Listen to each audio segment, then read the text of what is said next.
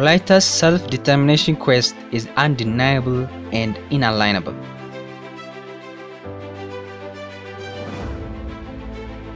Wolaita has long history as an independent and strong nation. Wolaita was a country for about more than 3,630 years. The earliest government structure of Wolaita was democratic and comparable to today's Western countries.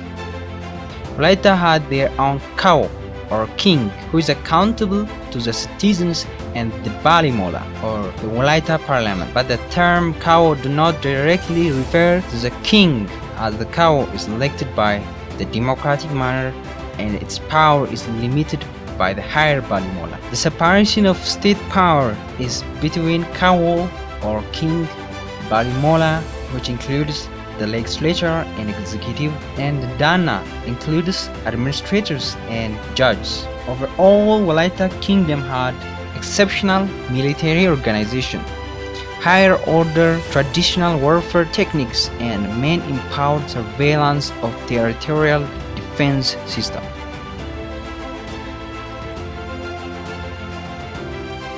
Following Menelik's barbaric and heinous act of invasion against Wolaita people to build Ethiopian empire before a century ago, Wolaita lost its self-rule. Since then, almost every attempt made to regain its legitimacy of self-administration has been denied by regimes and governments, either forcefully or by ignorance. Consequently, the nation systematically impoverished, economically disadvantaged, and politically marginalized. Exemplary evictions and vandalizations of its people and resources noticed at every decade, as script tells. ልጅ ኢያሱ, the successor of Menelik II, disappeared for unknown reason before the selected elders from Wolaita went to the nation's capital, Addis Ababa, Tunga, Finfinne, to claim the lost self-rule. Orally, it is still being told in Wolaita and the surrounding as Yana Gidit Aida Yasu.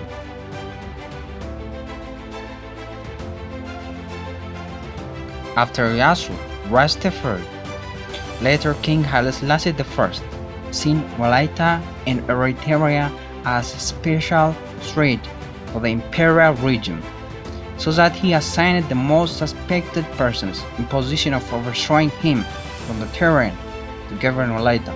For that reason, the king appointed revolutionary Garmami Nawal to rule Wolaita. Later committed suicide while his elder brother Mengistu Nawal got cut and hanged, executed by the imperial's direct order for his attempt for the coup d'etat in the beginning of the 1916s, as Haile Selassie I suspected.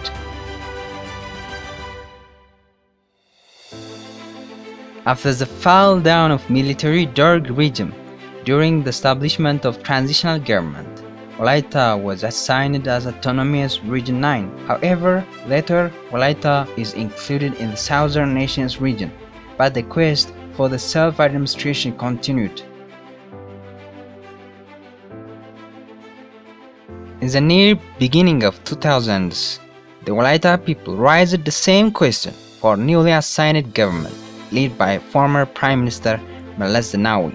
Meles's regime responded in the same manner as his predecessors did and left Wolaita's people to bleed and turned the Sodo city and the cities in the surrounding into the Blade Baths on November 8, 1999. Later, the EPRDF regime, led by Meles Zenawi, apologized and pleaded the people and responded to the quest the nation raised partially. Wolaita prevailed. All aggressions and acts against the will of the people will be left null and meaningless. It proved that no one can silence the people. Generations may pass, but the questions remains the same.